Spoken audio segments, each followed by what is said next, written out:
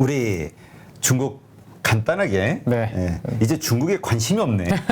중국은 이제 조금 오늘은 뭐 새벽에 다 미국에 다 그게 이제 화두다 보니까 앞에 내용은 짧게 넘어가고요. 그렇죠. 우리 중요한 거 핵심적인 네, 뒤로 거. 바로 넘어가도록 하겠습니다.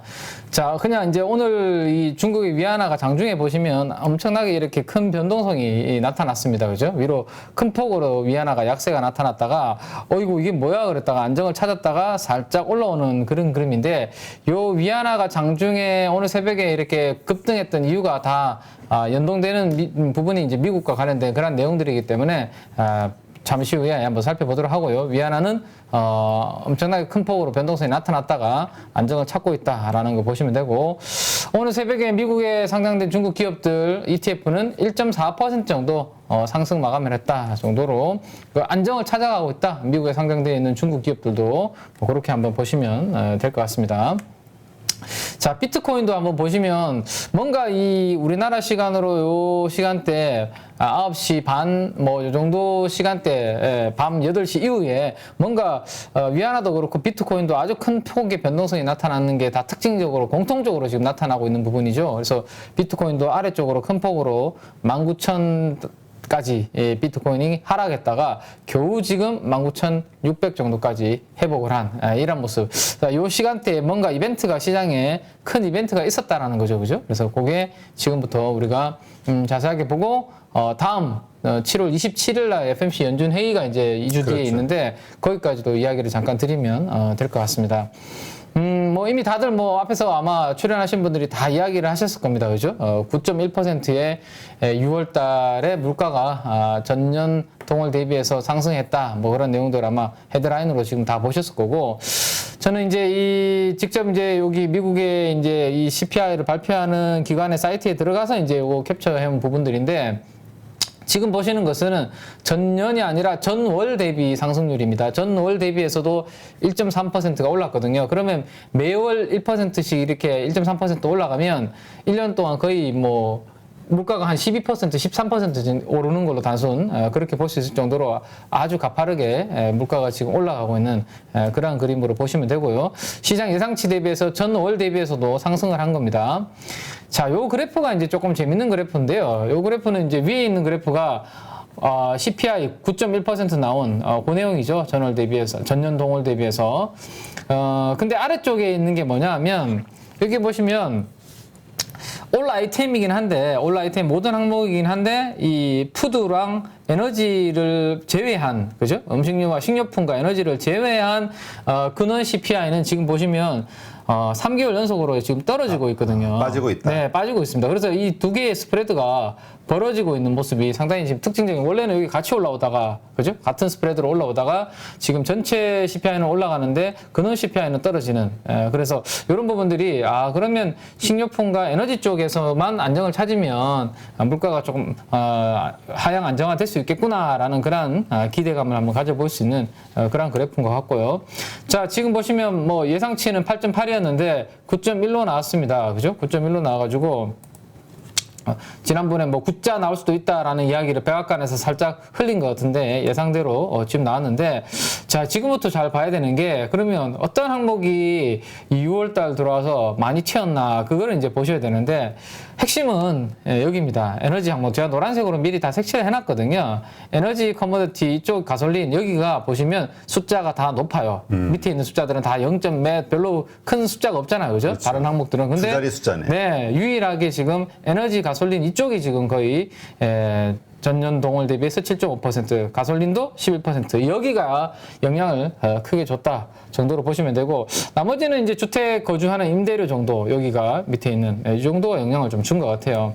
자, 그러면 이제 지금 나온 지표는 우리가 6월달 데이터잖아요. 6월달. 네. 6월달 데이터이기 때문에 지금 여기가 7월달이고 6월달이면 여기입니다. 그러니까 전반적으로 에너지 가격이 높은 수준에 있던 것이 지금 발표되고 반영이 된 거거든요. 그래서 이 부분 때문에 오늘 시장의 변동성이 저는 새벽에 컸지 않나라는 생각입니다. 왜냐하면 이미 발표된 것은 과거에 여기 높은 수준에 있던 거고 이제 8월 달에 발표될 7월 달 숫자는 유가가 이렇게 떨어져 있는 구간에서 95 정도까지 또 오늘도 떨어졌거든요. 여기 있는 게 이제 다음 달에 발표될 거기 때문에 그러면 지난달보다 발표된 거 이미 과거보다 지금이 중요한 거 아니야?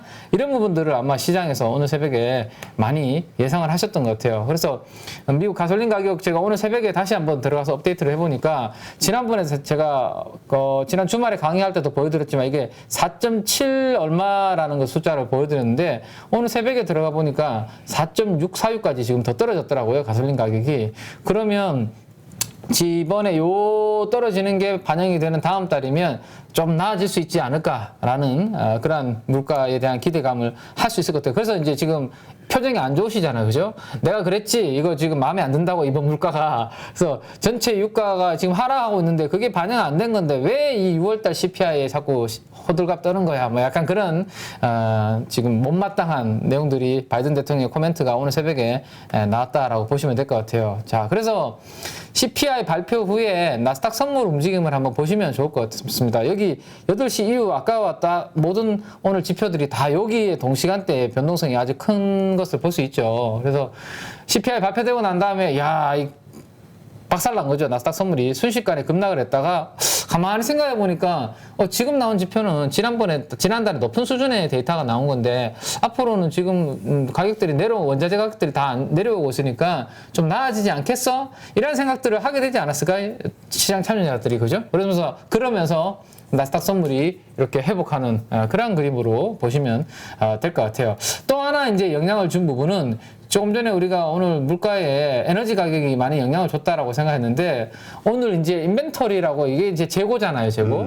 원유 재고가 발표가 되는데 원유 재고는 예상치는 감소할 것으로 나왔거든요. 근데 원유 재고가 실제치는 엄청나게 늘어난 걸로 나왔어요. 재고가 또 늘어나니까 이것도 에너지 가격이 또 안정을 찾을 수 있는 그러한 부분들로 영향을 주겠구나. 이 부분도 오늘 발표되고 난 다음에 시장 안정 찾는데 역할을 했다. 라고 보시면 될 것 같습니다. 자, 그러면 CPI 발표되고 나스닥 선물의 급등락 흐름을 봤는데 당연히 이제 연준의 의중을 잘 반영하고 있는 이념물 금리의 변동성도 당연히 컸겠죠. CPI 발표되고 급등을 했다가 다시 한 단계 다 레벨 다운에 대해서 안정을 찾는 그런 모습을 보였습니다.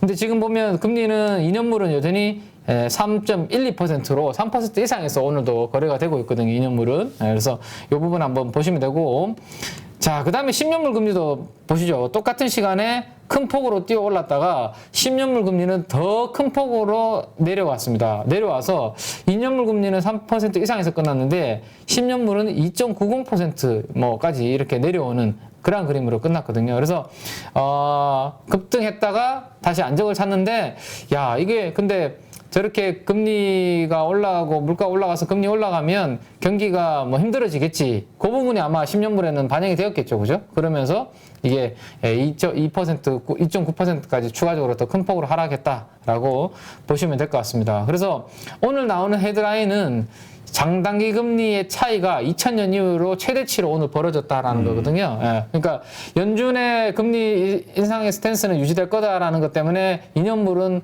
올랐는데 10년물은 큰 폭으로 빠지다 보니까 이 스프레드가 많이 벌어지는 그런 상황이 나타나고 있습니다. 그래서 장기물도 마찬가지입니다. 여전히 30년물이 더 20년물보다 낮은 그런 데이터가 오늘 새벽에도 나타났다라고 보시면 될 것 같아요.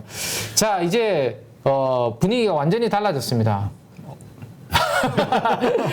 뭐가 달라졌는지 모르시겠죠. 아니 왜 분위기가 달라졌습니다 그러고 웃어요. 그러니까 표정이 무슨 소리 하는 거야 라는 표정이신 것 같아서 자, 캐나다가 오늘 이슈가 있었던 게 한방에 오늘 100bp 1% 오히려 저게 나오고 나서 네네. 미국 시장이 안정감을 찾았다 이런 뉴스들도 있더라고요. 네, 예상보다 캐나다가 상당히 공격적으로는 1.5%에서 2.5%까지 한 방에 이렇게 오늘 올려버렸거든요.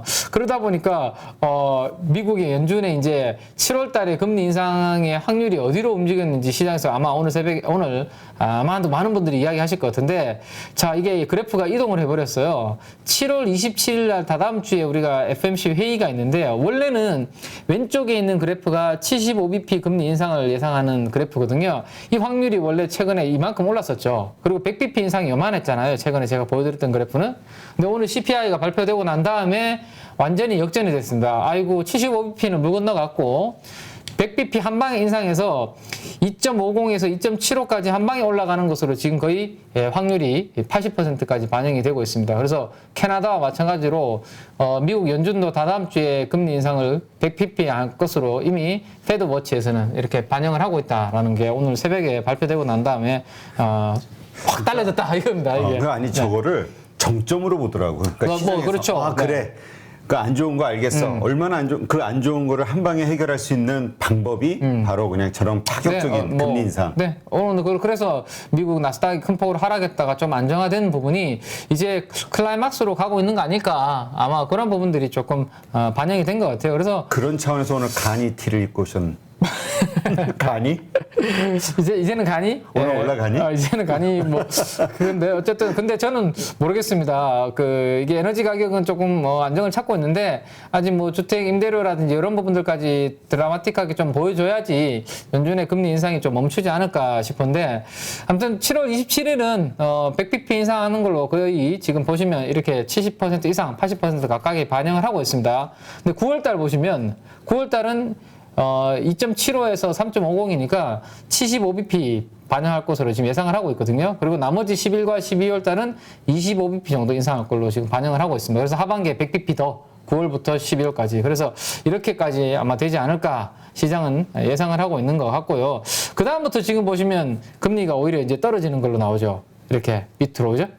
그래서 금리가 아마 내년도 상반기 이후로는 추가적으로 금리가 더 올라가기보다는 떨어지지 않을까, 뭐, 이렇게 지금 생각을 하고 있는 것 같아요. 페드 워치에서는. 그 부분 한번 보시면 되고. 자, 저렇게 이제 CPI가 나오자마자, 일본의 이제 노무라 증권에서 가장 먼저, 보고서를 냈더라고요. 우리는 expect는 기대한다라거든요. 100bp 7월 달에 인상할 것을 기대한다라고 가장 글로벌 IB 투자 증권사 중에서는 가장 먼저 리포트를 100bp 인상할 것으로 기정사실을 한다라고 했습니다. 그래서 뭐 페드 와치에서도 그 확률을 보여주고 있고 뭐 주요 글로벌 IB에서도 이렇게 의견을 내고 있다. 근데 왜 그러면 장단기 금리가 저렇게 벌어졌을까? 그러니까 지금 우리가 불안해하는 게 저러한 현상이 있고 나서 6개월에서 1년 후에는 경제 위기가 찾아왔단 말이죠. 네네. 그 위기가 찾아오는 이제 원인이 중요한데, 그렇지. 그래서 물가를 잡기 위해서 수요를 억제시켜서 올리는 건 괜찮은데, 제가 수원 왕갈비를 못 먹고 지금 그냥 돌아온다라는 거죠. 지금 이렇게. 아니 무슨 연준 얘기하면 아니 그러니까 금리가 올라가는 거 좋은데 물가 잡기 위해서 그렇지. 제가 살기 너무 좀 팍팍해지니까 직원들한테 왕갑이 7만 원짜리 싸게 쏘기가 너무 힘들다라는 거죠.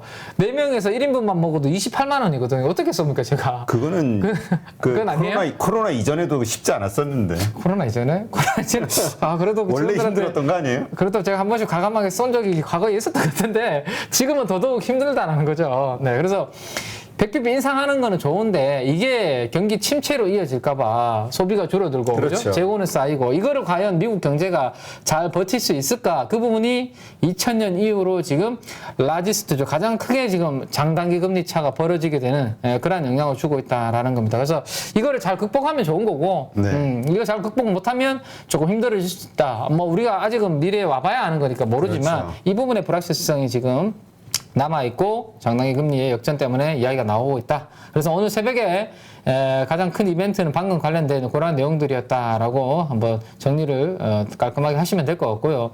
그래서 이제 워낙 금리 쪽이 뭐 오늘 이슈다 보니까 사실 매크로 통화 관련해서는 큰 움직임이 없었습니다. 이렇게 보시면 뭐 큰 폭으로 유로화 폭락했다가 다시 회복했다가 원래 그냥 폭락하기 전에 자리 위치, 그죠? 그래서 유로화는 그냥 페리티 정도 수준까지 오늘 또 급락을 했다가 살짝 그나마 위로 올라가는 정도의 흐름이었고, 달러는 당연히 CPI 발표되니까 이거 이제 더 달러는 더 강하겠네 이렇게 올라갔다가 야 근데 물가 이제 정점 아니야 또 떨어졌다가 다시 올라가서 결국에는 그 위치, 그죠? CPI 발표되기 전에. 그래서 유로와 달러와는 올라갔다가 내려갔다가 했다가 결국에는 CPI 발표되기 전에 그 위치 정도 수준에서 끝났고 108을 그대로 유지를 하고 있기 때문에 달러는 여전히 강한 수준에서 유지가 되고 있다라는 것을 보시면 됩니다.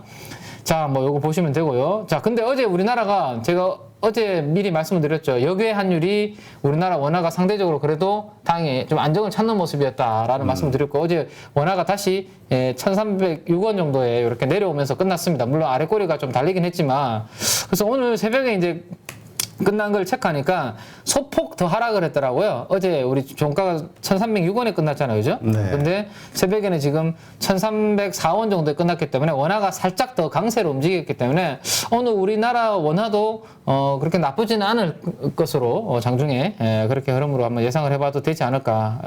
어제 우리 한은 총재께서 상당히 공격적인 발언하셨거든요. 빚내서 집 사신 분들이 많으실 텐데 그렇게 3% 정도의 금리가 머무를 거로 생각하고 빚내서 집 사시는 분들이 많으실 텐데 그 생각이 아마 틀렸다라는 것이 아마 앞으로 나타날 거다 뭐 이런 이야기를 하시면서 계속 금리를 올릴 거다라는 뉘앙스를 아주 강하게 비추셨죠 어제. 근데 이번에 저 한국은행 총재에 대한 평가가 좋더라고요. 네. 가이던스 제시하는 게 연준처럼 아주 세련되게 네. 시장에 대한 이걸 잘 잡았다. 네, 뭐 구체적으로 아예 딱 이야기를 하시더라고요. 저도 어제 그 인터뷰 보고 예전 하는 총재는 아무 말도 안 했잖아요. 네, 조금 두리뭉술한 부분이 약간 있었는데 어제는 상당히 그렇게 명확하게 좀 이야기를 하시죠. 우리는 당분간은 금리 올리는 거 물가 잡기 위해서는 금리 계속 올리겠다라고 딱 명확하게 이야기를 하시더라고요. 그래서 B2 이야기를 하셨거든요. 집도 그렇고 주식도 그렇고 빚내서 투자하는 것은 안 하시는 게 좋을 것 같다라고 약간 그렇게 이야기 딱 하시더라고요. 네, 그 부분도 한번 참고해 보시면 좋을 것 같고. 자, 그 다음에 이제 하이드 스프레드가 그러면 오늘 새벽에는 어떻게 됐냐라는 거 보니까 요즘은 좀 약간 퐁당퐁당이네, 그죠? 하루 내려갔다가 하루 올라갔다가 어제는 살짝 뭐 거의 변화가 없었다라고 말씀드렸는데 오늘은 또 살짝 뭐 올라가는 0.그러니까 3bp 정도 수준이라서 우리 네. 투자자들의 심리하고 똑같아요. 아침이면 혹시나 하고 기댔다. 역시나 오늘 좋을까? 역시 안 좋아. 맨날 하루살이. 네, 지금은 퐁당퐁당인데 이제 이틀 정도 남았는데 이틀 동안 이게 큰 변화가 없으면 주간 단위로 제가 집계하는 하일드도 이번 주도 아마도 좀 꺾이기는 힘들지 않을까라는 생각이고 그거는 제가 주말에 우리 주간 시장 할 때 보여드리도록 그렇게 하겠습니다.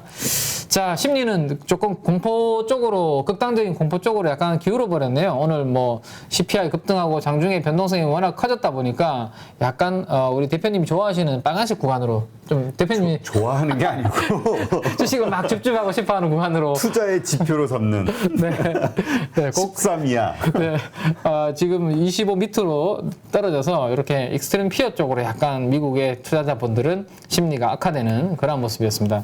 그것도 그렇듯이 오늘 아침에 CPI 발표되고 새벽 시가부터 상당히 갭이 떨어져서 갭 하락에서 출발했잖아요. 그죠? 네. 그래서 힘들었는데 아마 원유 재고 발표되고 이게 물가의 피크 아닐까?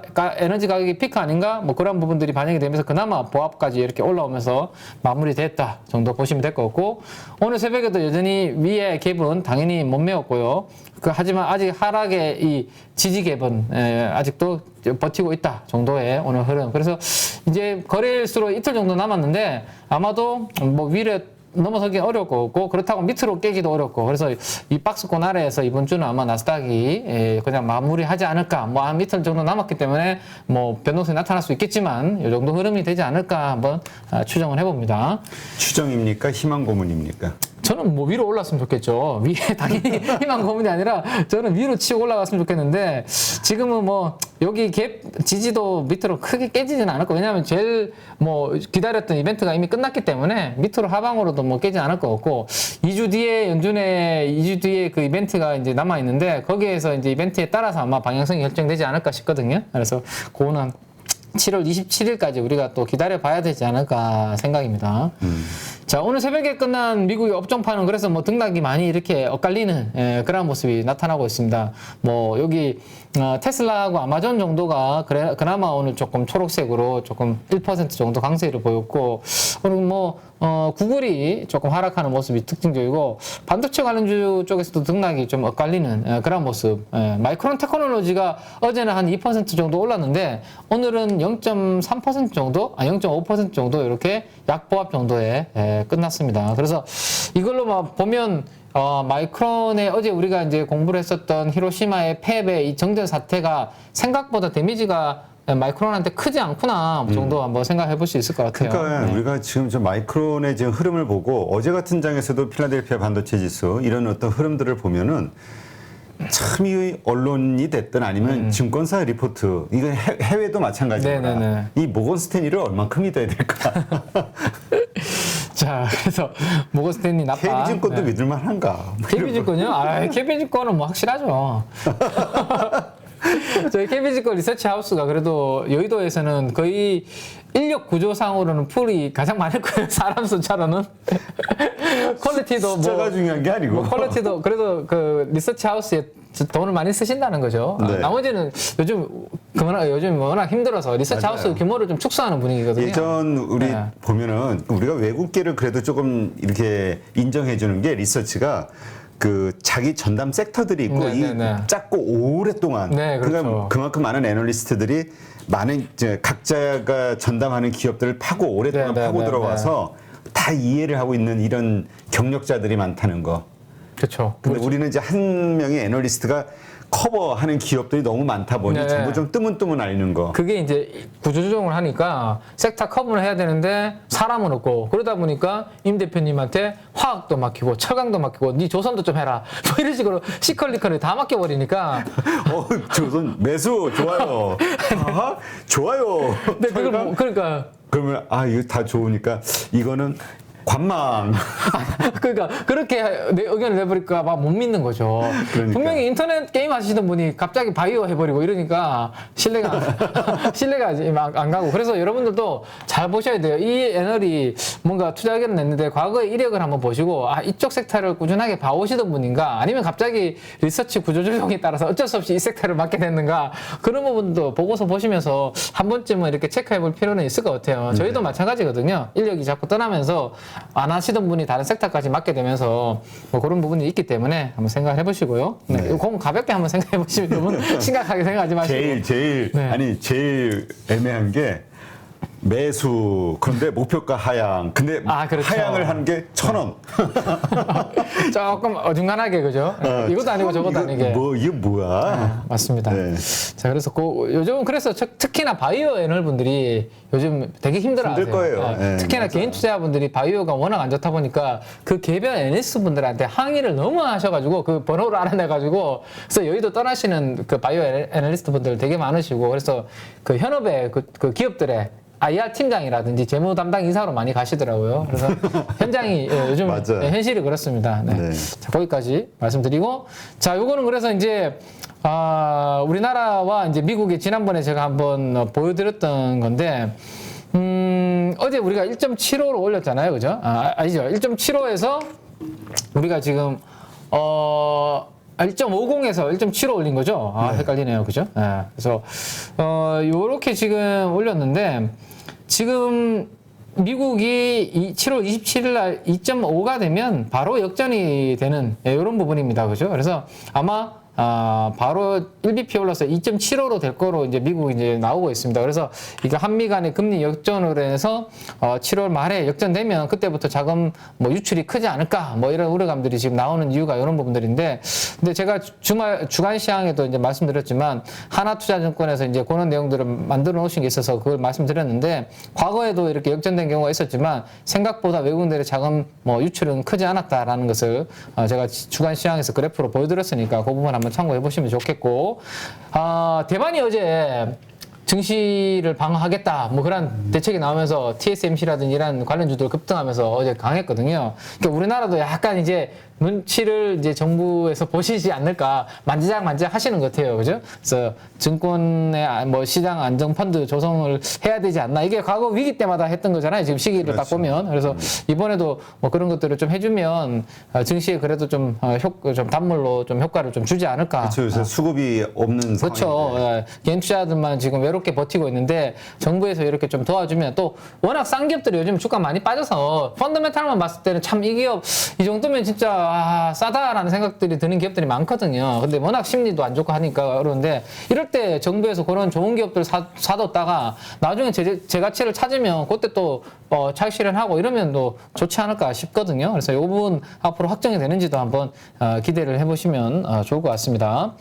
자, 어제 이제 우리가 장 출발할 때 외국인들의 이제 수급은 살짝 매도로 움직였었습니다. 빨간색 보시면 장 출발할 때. 그래서 이거 돌아서는지 순매수로 돌아서는지를 한번 보자라는 말씀을 드렸었는데 제가 방송이 끝나고 난 다음에 9시 반 이후부터 10시 사이에 이렇게 순매수로 전환해서 오전에는 유지가 됐는데 오후 들어서 이제 외국인들은 살짝 매도로 밀렸더라고요. 하지만 그 규모 자체가 크지 않았습니다. 뭐 한 몇백억 정도 수준으로서 외국인 매도가 마무리가 되었고요. 그래서 코스피도 보합 정도에서 끝났습니다.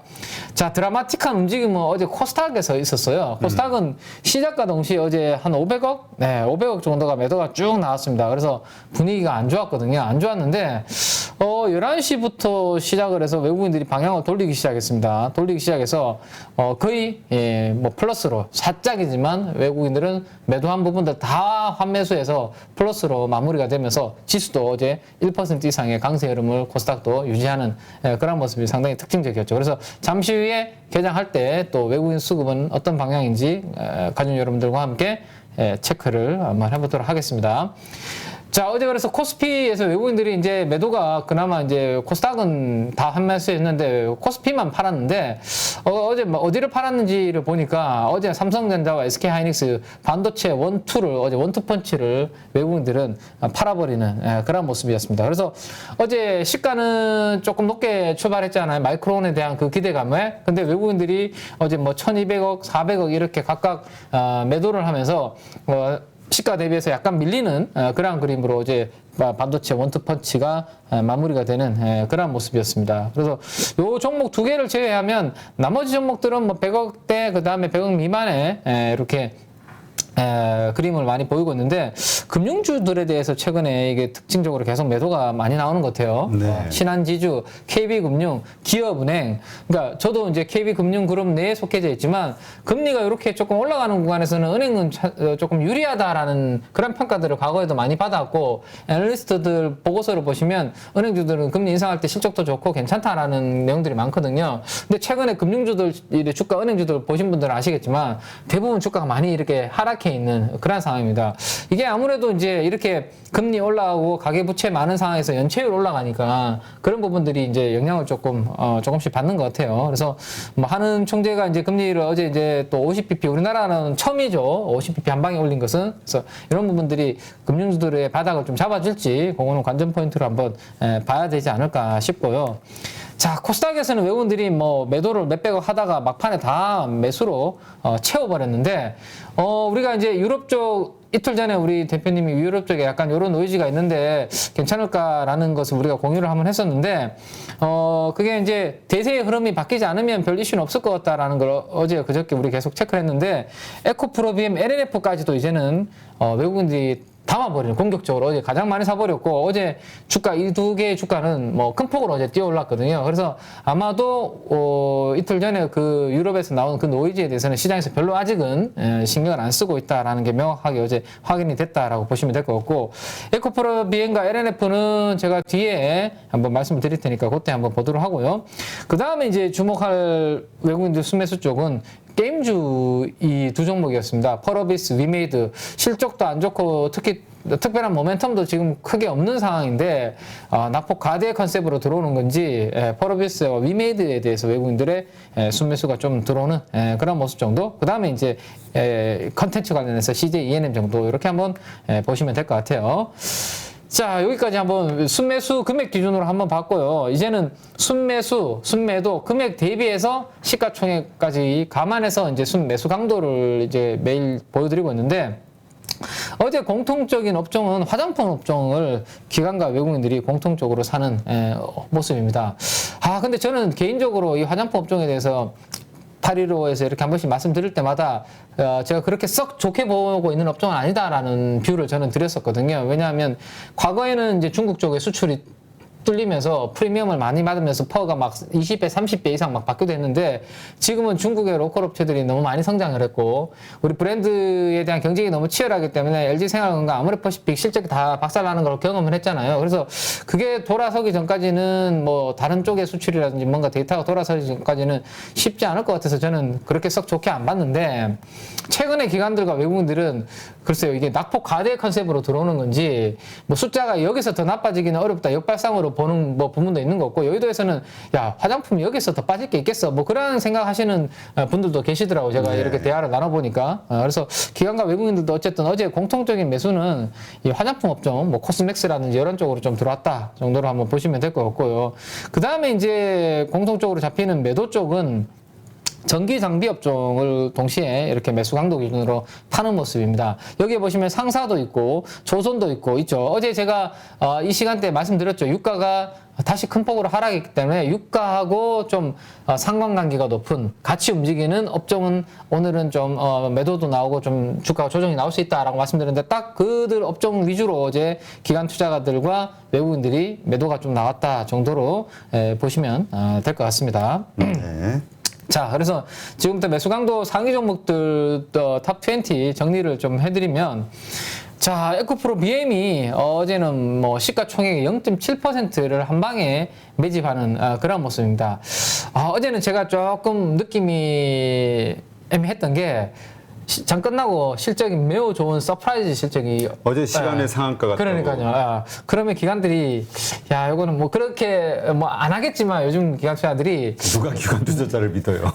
그러면 누군가 그런 망발을 아유 그래도 워낙 이런 이슈들이 많아서 과거에 이제 애널리스트 분들 매니저 분들 좀 그 뭐 떠나신 분들이 많거든요. 맞아요. 과거에 네. 좀 안 좋은 이슈들이 근데 그래서 그 이후로 진짜 정보가 공개되는 게 예전 대비해서 진짜 없어요. 그래서 예전에 사실 제가 탐방 다닐 때만 하더라도 뭐 지금 1분기 숫자 이제 곧 실적 발표할 때인데 얼마 정도 예상하면 뭐 좀 편안하게 예전에는 이야기해 주셨다면 요즘은 숫자 이야기는 절대로 잘 안 해주시거든요. 네. 회사들도 안 하고 애널리스트 분들도 그냥 작년 대비해서 OP 마진이 뭐 한 하이 뭐 정도 되지 않을까요? 뭐 로우 싱글 정도 되지 않을까요? 뭐 이렇게만 이야기하시지 구체적으로 절대 이야기 안 하시거든요. 근데 어제 에코프로 BM의 저 기간에 컨빅션 있는 매집으로 봤을 때 왠지 느낌이 조금 뭔가 알고 계실 거 산가? 뭐 이런 요건. 너무 길어. 그러니까 찜찜한 기관의 선매수. 근데 기관 투자분들이 보시는 분도 우리 8일을 보는 또 보시는 분들 맞아요. 계시니까. 아니 네. 근데 왜냐하면 뉘앙스가 있잖아요. 그러니까 이게 주담들하고 이게 그 경험이 많으신 분들 네네. 그 이야기를 들어보니까 네. 딱 이런저런 질문을 통해서 괜찮을 것 같다라는 뉘앙스가 딱 그렇죠. 나오고 명확하게 이야기 안 하더라도 아마도 그런 동물적인 감각이 있으신 매니저분들이 아마 어제 선취매를 잘 하신 게 아닐까. 너무 예쁘게 표현했네. 동물적 본능? 네. 아마도 그래서 저는 되게 동물적 본능은 좀 야한데. 야성적 좀 아무튼 대단하신 것 같습니다. 자, 그 다음에 이제 BH 뭐 이런 FPCB 관련된 수급이 좀 들어왔고요. 어제 식음료 쪽으로 수급이 좀 들어오는 모습입니다. 근데 CJ 프레시웨이가 좀 독특한 것 같은데 지금 코로나가 이렇게 확산이 되면서 다시 거리두기가 재개가 되고 뭐 리오프닝 막히면 어떻게 뭐 이런 생각들을 조금씩 할 수 있는데 오히려 CJ 프레시웨이로 들어오는 걸로 봤을 때는 이번에 이 코로나 확산되는 것 때문에 다시 우리가 과거로 돌아가지는 않을 거구나라는 생각을 하시는 것 같아요. 저도 어제 그 관련된 뉴스를 쭉 체크를 해보면 정부 쪽에서 발표하는 뉘앙스는 지금 단계에서는 전혀 거리두기 다시 돌아갈 생각 없고 자영업자분들 힘들게 할 정도의 생각은 전혀 없다. 다만 이제 약간의 이러한 방역만 우리가 백신만 좀 더 맞게 이런 부분들만 하지 그런 부분 안 하겠다라고 하니까 아마도 CJ 프레시웨이 주가는 지금 단기적으로 많이 빠져 있고 하니까 아마 저가 매수세가 좀 들어온 게 아닌가라는 생각을 해볼 수 있을 것 같네요. 자, 그다음에 IT 쪽이 워낙 요즘 중소형주 안 좋은데 STI는 지금 매일 제가 코멘트를 할 정도로 여기 수급에 잡히고 있는 것 같아요. 주가 많이 빠진 상황에서 저가 매수세가 계속 유입이 되고 있는 것 같습니다. 이거 한번 보시면 될 것 같고요. 저좀 뒷부분 중간 정도에 네. 저게 뭐냐 코스맥스 아까 우리 화장품 산다고 하죠. 네네네. 여기 있죠. 네. 코스맥스. 네. 그래서 저는 그나마 그래서 화장품 쪽에 찾는다면 물론 당연히 브랜드 업체들이 아니라 그런 여러 다양한 브랜드를 대신 생산해주는 OEM이라든지 ODM이 그나마 안정적이긴 한데 얘네들도 그래도 같이 숫자가 조금 꺾이길래 저는 보수적으로 봤는데 다시 한번 업데이트를 저도 한번 해봐야 되지 않을까 생각이 됩니다. 뭔가 이렇게 먼저 냄새를 맡은 쪽이 있는 건지 저도 한번 체크를 해볼게요. 화장품은 변화가 있는지. 화장품 얘기하면서 냄새를 맡았냐고 하니까 참 저렴해 보이네요. 오늘 제가 향기. 향기. 저 아침마다 사실 항상 대표님을 위해서 제가 톡 뿌리고 오는데 오늘은 제가 너무 늦어가지고 바빠가지고 못 그래요? 뿌렸는데 오늘 저 괜찮나요? 제 향이 안 나도. 나 향 뿌리는 거 몰랐는데. 모르셨어요? 이거 되게 그 진하고 좋은 향인데 이거. 야, 그건 죄송합니다. 제가 너무 둔감해요. 사람이 제가 이럴 때마다 항상 하는 얘기가 있어요. 네. 사람이 혼자 사는 데는 다 약점이 있는 거예요. 이유가 있는 거예요. 그렇죠. 요거 저도 살짝 실망이네요. 저도 일부러 아침마다 그거 비싼 거 한 번씩 뿌리고 오는데 제가 누구를 위해서 뿌리겠습니까? 제가 아니, 부담스러워. 그러지 마. 그래. 저도 여기 가림막이 있어서 어차피 못 맡아요. 네. 자, 그런 내용들이 있고, 여기 화장품 이야기 나왔으니까 하나만 더 말씀드리면, 인터로저라는 회사가 있는데, 이게 렌즈 하는 회사거든요. 렌즈, 콘택트 렌즈. 그래서 렌즈 쪽에 수출 데이터가 최근에 괜찮다라는 그런 내용들이 좀 있는 것 같아요. 그래서 보고서들도 나오고 하니까 혹시나 저는 렌즈를 착용을 안 해서 오늘은 안경은 들고 온다고 제가 어제 맘먹고 와서 안경은 이렇게 들고 왔지만 아직까지 렌즈는 제가 안 해봤거든요. 근데 렌즈 쪽이 최근에 미용 측면에서도 착용을 하시는 거고 근데 다 아쉬운 부분이 이 회사가 수출되는 부분들의 해외 쪽에 유럽 쪽이라든지 이런 통화들이 약세를 보이고 있어서 수출은 잘 되는데 그 해당 국가들의 통화가 좀 약세라서 수출 물량 늘어나는 것 대비해서 숫자가 생각보다는 안 늘 수 있는 그런 부분이 있어서 체크는 해봐야 되는데 아무튼 인터로저는 최근에 렌즈 수출 쪽이 살아나고 있다 정도 한번 보시면 될 것 같고 자 사모펀드 쪽 빨리 넘어가 보면 어제 기관 투자가들의 매수 강도의 대부분이 보니까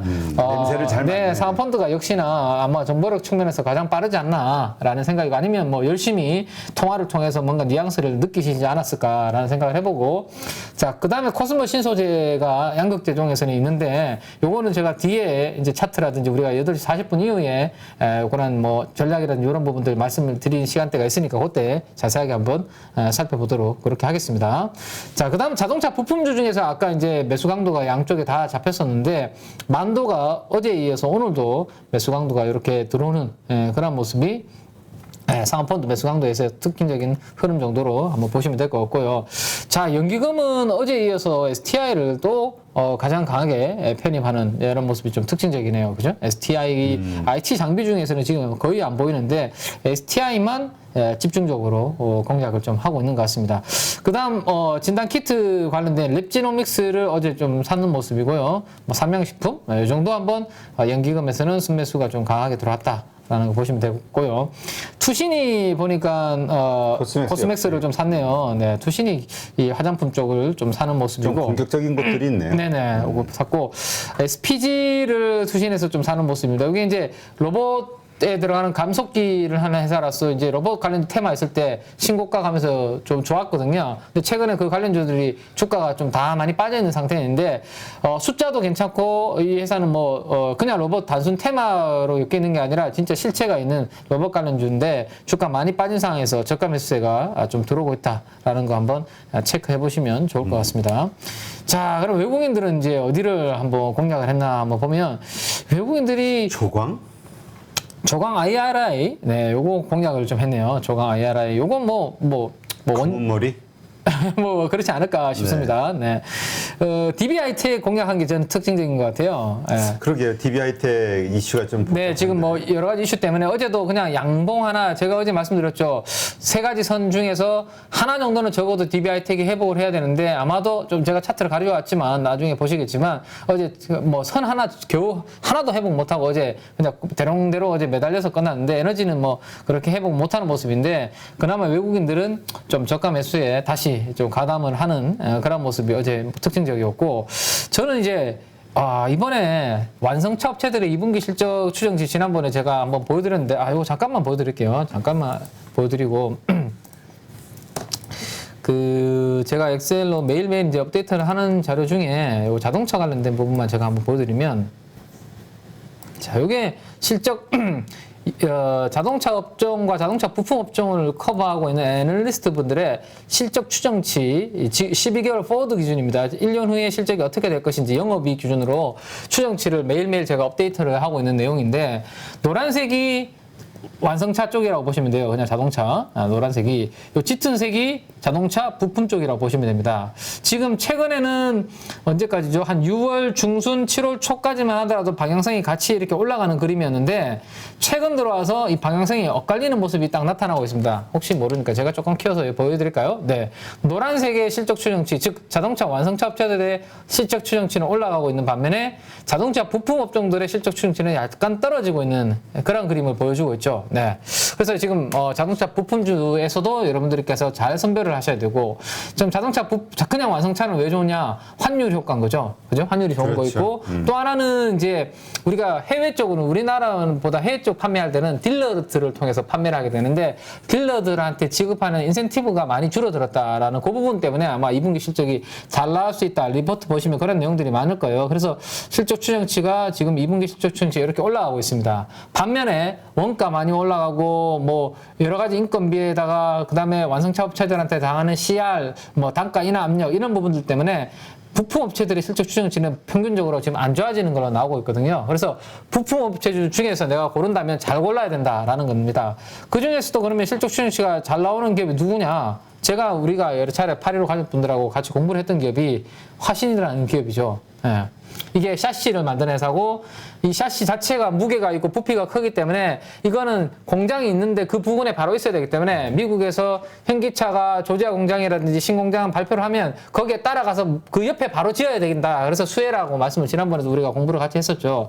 근데 이 회사는 실적도 지금 좋아지는 대표적인 자동차 부품주 중에 몇 안 되는 종목이거든요. 그래서 화신, SL 뭐 이런 기업들이 그나마 자동차 부품주 중에서는 실적 추정치가 2분기에 양호하게 나올 기업들이다라고 보시면 될 것 같아요.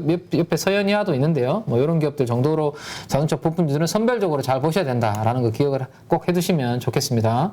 자, 그다음 이제 사모펀드 쪽 매도 강도 빨리 한번 보면, 뭐 비츠로시스라는 종목, 요거 테마주죠. 뭐 과거에 뭐 우주항공이라든지 뭐 그런 테마 한 번씩 있을 때 한 번씩 치었던 종목인데, 요 종목만 뭐 크게 의미가 좀 있었고 나머지 종목들은 숫자로서는 크지 않은데, 가장 큰 숫자는 역시 현대에너지솔루션. 어제도 제가 말씀드렸지만 태양광이라든지 풍력은 유가가 하락하게 되면 메리트가 좀 줄어드니까, 그렇죠. 그 부분 때문에 차익 실현이 어제 좀 나왔다라고 보시면 되는데, 근데 매주 수요일 날 태양광 PB 인사이트라는 사이트에서 태양광 밸류체인에 대한 가격을 발표하거든요. 근데 어제 밤에 이제 발표됐거든요. 어제 발표됐는데 폴리실리콘 가격이 또 뛰었어요. 아, 그래요? 네, 그래서 오늘 유가는 어제 대비해서 오늘 뭐 좀 소폭 하락했지만 폴리실리콘 가격 친 부분이 오늘 우리나라 뭐 OCI라든지 어제 좀 빠진 그 주가를 오늘 회복을 할 수 있을지, 그거는 좀 관전 포인트로서 한번 보면 될 것 같아요. 전에 그 신재생 쪽 섹터 담당하는 애널리스트하고 방송을 해봤는데 네. 그 얘기를 하더라고요. 지금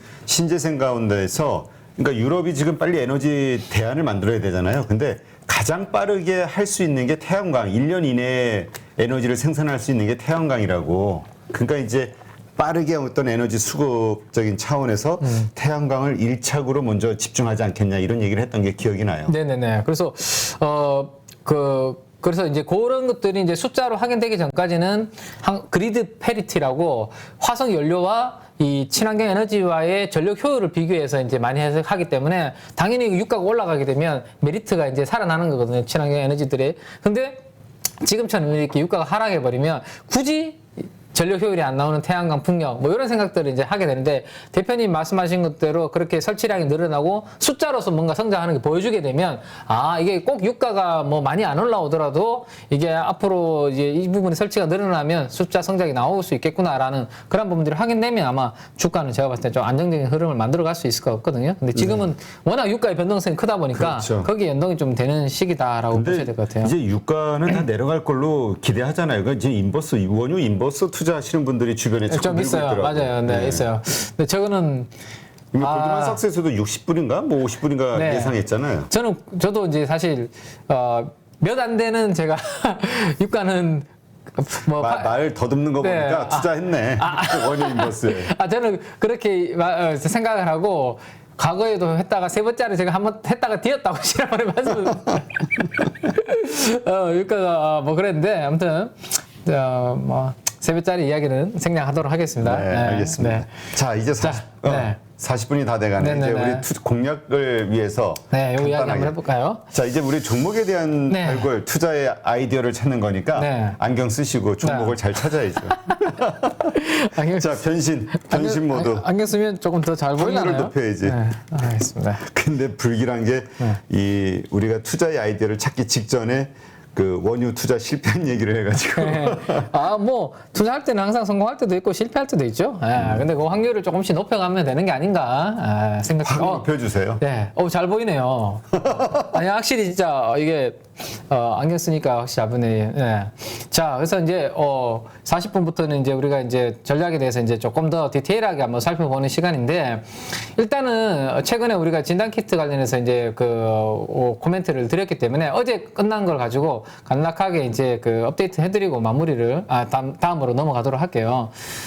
일단 먼저 휴마시스를 한번 보시면 어제 이제 요 시간에 제가 말씀드리기를 요 세 개의 라인을 제가 말씀드렸습니다. 그죠? 말씀드리고, 요게 힘이 에너지가 만약에 약하면, 디마크 기준으로 요 고가가, 어제의 고점이 될 수 있으니까, 혹시나 단기적인 관점으로 트레이딩 하실 분들은 어제 고점 정도 수준에서, 한번 챙기시는 것도 괜찮다. 그래서 제가 22,200원이라는 가격을 어제 이렇게 써드렸었거든요. 근데 지금 보시면 어제 딱 그 윗꼬리가, 그죠? 디마크 고점에서 윗꼬리 딱 달고 어제, 종가가 시가 대비해서 밀리는 그런 그림으로 마무리가 좀 되었습니다. 그래서 단기적으로 차익 실현이 좀 나왔다라는 거 한번 보시면 될 것 같고요. 근데 뭐 코로나 확진자 수가 드라마틱하게 감소하지 않으면 제가 봤을 때는 자가 진단 키트 관련주들은 잠깐 쉬었다가 다시 조금 올라가는 그런 그림이 되지 않을까 싶은데 그 포인트는 다시 한번 잡아보도록 그렇게 할게요. 자, 액세스 바이오도 마찬가지죠. 대량 거래가 터졌던 이 두 개의 봉이 위치하고 있는 그 자리에 이 디마크 기준으로 고점 라인이 있기 때문에 이 가격대 부근이 단기적으로는 차익 실현이 단기적으로 나올 수 있는 구간이다라는 말씀드렸는데 신기하게도 이 종목도 어제 그 고점 부근에서 디마크 고점 부근에서 윗꼬리 달고 어제 밀리는 그런 그림이 나타났다 정도 뭐 업데이트 해드리고요. 자, 그 다음에 우리 가족분들 중에서 또 궁금하셨던 인탑스입니다. 인탑스는 어제 에너지가 엄청나게 출중한 그림은 아니었는데 기준선보다 아래에서 출발했잖아요. 노란색이 제가 기준선이라고 말씀드렸는데 26,600원 아래에서 출발했는데 그나마 다행인 것은 이 기준선 하나를 회복을 하고 끝났다라는 겁니다. 물론 디마크 고점까지 회복했으면 훨씬 더 좋았겠지만 이 음봉의 3분의 1 정도 회복하고 기준선 정도는 회복했기 때문에 그나마 낙폭을 조금 회복하는 그런 나쁘지 않은 그런 그림이었고, 자, 이 비교를 한번 해보시면 좋을 것 같아요. 인탑스와 DBI텍이 출발하는 위치는 다 노란색보다 아래쪽에 출발했는데 DBI텍은 보시면 이 노란색도 하나도 회복하지 못하고 어제 끝났고 이 인탑스는 적어도 노란색 그림은 하나 회복해서 끝났잖아요. 그래서 상대적으로 DBI텍보다 인탑스의 에너지가 조금 더 나았지 않나 정도 차트 가지고 제가 이제 여러분들한테 이렇게 트레이딩 관점으로 한번 공부를 시켜드리는 거니까 참고하시기 바라고요. 자, 지금부터 이제 이야기할 내용들은 사실 요거는 제가 월요일 날, 화요일 날 제가 아마 월요일인가요? 네, 하여튼 가지고 왔는 자료에 원래 뒷편에 있던 내용이었는데 시간이 없어서 이제 여러분들한테 못했던 내용인데 지난번에 한번 말씀드렸던 내용이라서 아마 기억을 다 하실 것 같습니다. HPSP라는 회사 제가 상장을 하니까 혹시나 공모주 투자하는 데 관심이 있으신 분들은 관심 한번 가져보시는 거 괜찮다라고 제가 지난번에 이미 여러분들하고 공부를 했던 적이 있거든요. 그 관련주들이 지금 시장에서 어제 다 강하게 좀 올랐다라고 보시면 됩니다. 이 HPSP가 뭐냐, 기억이 혹시 안 나시는 분들을 위해서 제가 잠깐만 다시 한번 말씀을 드려보면, 자, 요거죠. HPSP.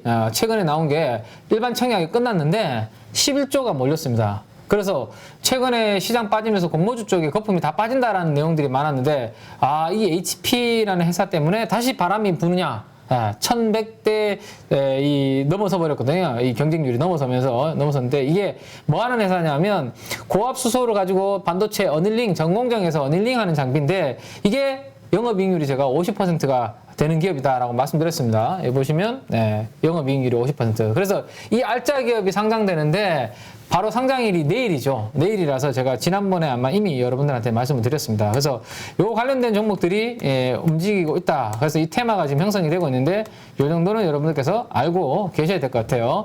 자, 지분 정리 다시 한 번만 해드리고 좀 이따 차트 한번 보겠습니다. 한미반도체 회사가 12.5% 정도 가지고 있고 한미반도체의 이 임원분 대표이사 부회장님인가요? 이사님이 대표이사분이 또 12.5% 그래서 25% 정도를 보유를 하고 있다라고 말씀드렸고 그다음에 HB테크, HB솔루션 각각 이렇게 지분을 가지고 있습니다.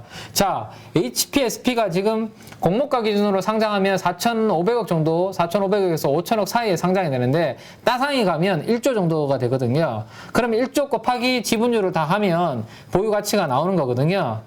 근데 이 보유 가치를 시가총액으로 나누면 시총 대비해서 그러면 임팩트가 얼마나 있냐라는 게 이렇게 계산이 되는 내용이다 정도로 보시고 관심 있으신 분들은 이 계산 한번 곱씹어 보시면 스크린 캡처 해놨다가 곱씹어 보시면 좋겠습니다. 네. 자, 그래서 지금 한미반도체의 봉을 한번 보시면 최근에 IT 소부장들이 전반적으로 지금 안 좋은 상황인데 주가가 탄력을 보이고 있는 이유가 내일 이 HPSP의 이 상장을 앞두고 관련주들이 이렇게 지금 보시면 어제도 시가는 기준선 아래에서 출발했는데 이 종목은 장중에 두 개의 머리 위에 있는 저항을 다 뚫어버리고 끝났죠. 그래서 에너지가 시장 대비해서 매우 강하다라는 것을 어제 한미반도체가 보여줬고 그다음에 지분율을 그다음에 보유하고 있는 HB테크도 보시면 시가가 여기에서 출발했잖아요. 아예 목표 저가보다 낮게. 근데 장중에 두 개의 라인을 뚫어버리면서 아주 강한 에너지로 끝이 났습니다. 그래서 오늘도 어제도 그랬고요. 오늘도 아마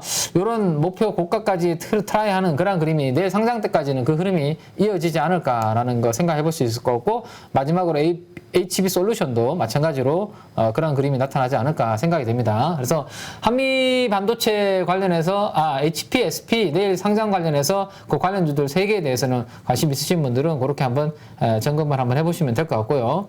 자, 지금부터는 이제 2차 전지 쪽인데요. 진짜 그렇잖아요. 네. 지금 그런 질문들이 우리 댓글창에 여러 개가 올라왔는데 네네네. 에코프로비엔 같은 경우 내일 무상증자 물량이 나오는데 나오기 전에 오늘 매도의 기회로 삼아야 되냐? 네. 예. 저는 그렇게 생각합니다. 결론적으로. 네. 우리 가족 여러분들이 저하고 찐뽕 또 통하시는 것 같아요. 예. 저는 그렇게 말씀을 드리려고 지금 준비를 딱 하고 있었는데, 어제 일단 그 차트부터 우리가 이제 뭐 어제 흐름 가지고 이제 우리가 복습을 한번 해보면, 에코프로비엠의 시가가 여기에서 출발했잖아요. 그죠? 그래서 네. 여기 디마크 기준으로 저가에서 출발했습니다. 근데 어제 장중에 저가 뚫고 기준선 뚫고 목표 고가까지 3개의 라인을 한 방에 뚫어버리는 아주 강한 에너지를 보였죠. 이 에너지는 누가 만들었죠? 상업펀드를 중심으로 한 기관 투자가들의 매수가 시총 대비해서 0.8% 규모가 들어오면서 이 시세를 만들어 놓은 겁니다. 그죠? 근데 시간 끝나고 서프라이즈 나왔고, 예. 근데 오늘 그러면 아침에 아주 높은 갭 출발하지 않을까요? 일단. 예. 근데 문제가 뭐냐면 제가 지난번에 무상증자 요거 이벤트 말씀드렸잖아요. 그죠? 근데 15일이 내일입니다. 내일이 에코프로비엠의 무상증자 받은 물량들이 내일 상장이 되는 날이에요. 그러면 아마도 누군가는 팔기 시작하겠죠. 그렇죠. 예, 그래서 저는 오늘 만약에 어디에서 출발할지 차트를 한번 볼까요? 그냥 차트 보면 아마 오늘 어디서 출발할지 알 수 있을 것 같은데 에코프로비엠 차트를 보면서 잠깐 설명을 드릴게요. 네. 자, 에코프로비엠의 차트를 한번 직접 여러분들께 보여드리면. 이제 8% 장대 양봉 쫙. 네, 맞고 지금도 동시호가에서 한 5% 정도 떠서 지금 출발하는 걸로 예상 호가가 지금 나오고 있거든요. 그러네. 12만 6천 원 정도, 그죠? 네, 12만 6천 원 정도 나오는데, 자, 한번 보시면, 자, 에코프로비엠 일봉을 한번 보시죠. 지금 오늘 어제의 시가와 종가, 고가, 저가를 가지고 오늘의 이 지지와 저항을 한번 예상을 해본다면 오늘 장중의 고점이 여기가 될 것으로 지금 차트에서는 나오고 있습니다. 이 가격이 얼마냐면 12만 6천 원입니다. 지금 공교롭게도 동시효과가 딱 12만 6천 원에서 지금 나오는 걸로 지금 보여지거든요. 그죠? 12만 6천 원에. 몰라요. 이 차트를 보고 이 동시효과의 컨트롤을 하는지 모르겠는데 누군가 세력이 있다면 어쨌든 오늘의 어제까지의 봉을 보고 디마크 기준으로 우리가 저항은 12만 6천 원 정도에 있다라고 저는 예상이 됩니다. 그래서 우리 가족 여러분들이 12만 6천 원 정도 위에나 그 부근에 오늘 뭐 가격이 시세가 좀 움직인다. 그러면 저는 단기적으로 좀 미리 좀 비중을 좀 줄여주시는 게 훨씬 더 좋지 않을까. 내일 물량 쏟아지면서 오히려 실적 이미 잘 나왔고 재료 다 나왔기 때문에 오히려 단기적으로 좀 쉬어가는 그림이 될 수 있거든요. 그래서 저는 가지고 계신 분들은 내일까지 기다리지 마시고 오늘 시가 실적 잘 나온 것 때문에 시가 갭 뜨고 올라가면 12만 6천 원 뭐 위나 그 부근에서 좀 챙기시기를 저는 개인적으로 공고를 좀 드리겠습니다. 네. 네. 그게 지금 질문의 핵심이죠. 네. 그렇게 한번 말씀드리고요. 또 하나 이제 2차전지 이야기 나왔으니까 그러면 에코프로 BM이 저렇게 실적이 잘 나오면 시장에서는 이제 그 다음 타켓을 이제는 관심으로 넘어갈 거예요. 그렇죠. 예. 자, 지금 요 공매도 관련된 이제 현황이거든요.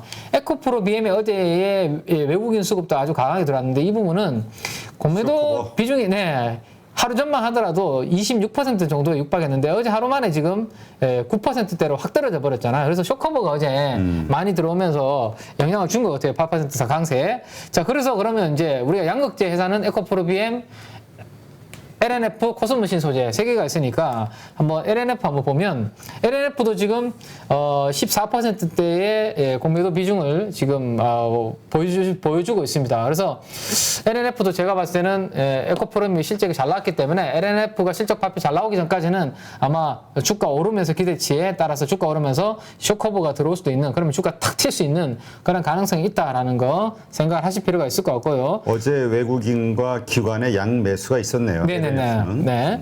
자, 그 다음에 이제 코스모신 소재 공매도 쪽을 봐야 되는데 코스모신 소재는 지금 제로잖아요. 거의 그죠? 네. 코스모신 소재가 제로인 이유는 우리가 시가총액 규모가 일정 부분 이상 되는 기업들은 공매도가 되는데 일정 규모가 안 되는 기업들은 공매도 자체가 안 되잖아요. 그래서 코스모신 소재는 공매도 자체가 하기가 어려운 그런 종목입니다. 그래서 자, 지금 내가 공매도 관련해서 이슈가 좀 싫다. 그러면 LNF보다, 그러니까 에코프로 BM이 아니라 LNF나 코스모신 소재 쪽을 단기적으로 실적 나오기 전까지 트레이딩 하시면 좋은데, 공매도 관련된 부분이 내가 싫다. 그러면 LNF 보지 말고 그냥 코스모신 소재를 편안하게 보시면 된다라는 거고, 지금 21만 톤이고요. LNF가 캐파가, 코스모신 소재가 7만 톤이거든요. 양극재 캐파가. 지금 3분의 1이잖아요. 거의 약 3분의 1. 그럼 시가총액도 3분의 1 정도는 따라가야 된다는 건데 매니저들의 논리는 지금 그 정도가 안 됩니다. 안 되기 때문에 코스모신 소재 쪽은 그런 부분들에 따라서 기회가 좀 되지 않겠나라는 거고, 에코프로 BM에 대해서 참 한 가지만 더 말씀드리면 오늘 정도가 조금 챙기시면 좋겠다고 말씀드리는 이유 중에 하나가, 이번에 실적 잘 나온 것 중에 하나가 원료를 과거에 좀 싸게 사놓은 분들이 이번에 좀 투입되면서, 물론 단가가 좀 올라간 것도 있지만 그런 부분들도 약간 반영이 된 거기 때문에 실적이 너무 우리가 그렇게 좋게 보기는 약간 그런 부분도 있기 때문에 감안하시면 좋을 것 같습니다. 자, 코스모신 소재 같은 경우는 지금 8거래일째 외국 기관이 꾸준히 지금 사고 있네요. 네네. 많은 숫자를. 그래서 그 8거래일이 지금 차트에서 보시는 위치가 요 200일선에 있는 부분, 요 부분이거든요. 예. 그래서 제가 늘 말씀드리지만 업황이 살아있고 기업이 성장하는데 시장 영향 때문에 빠져서 200일선 부근에 와 있는 종목들은 잘 공부하시고 좋은 기회로서 삼아볼 필요가 있다는 말씀을 제가 드렸잖아요. 이 초록색 선이 200일선이고. 그래서 기관 투자가들도 똑같은 관점으로 코스모신 소재도 에코프로 BM이나 LNF와 마찬가지로 실적 잘 나올 것으로 생각하고 있는데 주가는 가격 조정을 6만 원에서 이렇게 많이 받았으니까 여기서 아마 저가 매수세로 좀 담아내고 있는 게 아닌가 싶고, 그래서 오늘 코스모신 소재의 고비 가격은 51,700원 정도 될 것 같아요. 제가 디마크 이 보지표를 모르는 분들을 위해서 가격대를 다 제시를 해드릴게요. 51,700원 정도가 오늘의 가장 그 고비 저항이 있는 자리다라고 보시면 될 것 같고, 저기를 돌파해주면 직전에 있는 이 음봉까지도 돌파하면서 긍정적인 흐름 한 56,000원까지 기대해 볼 수 있는 그런 부분이 있다라는 거 코스모신 소재 한번 체크를 해보시면 될 것 같습니다. 네. 자, 그다음 여기에서 파생을 또 하나 우리가 또 할 수 있거든요. 어제 이제 단독 보도가 장 마감 무렵에 하나 나온 게 있어서 하나 말씀을 드리면, BMW도 이제 그 테슬라처럼 이제 원통형 배터리를 쓴다라는 내용이 어제 단독으로 기사가 나온 게 있습니다. 근데 그 파트너가 중요한데 파트너를 SDI를 통해서 한다. 뭐 그런 내용이 지금 나온 거거든요.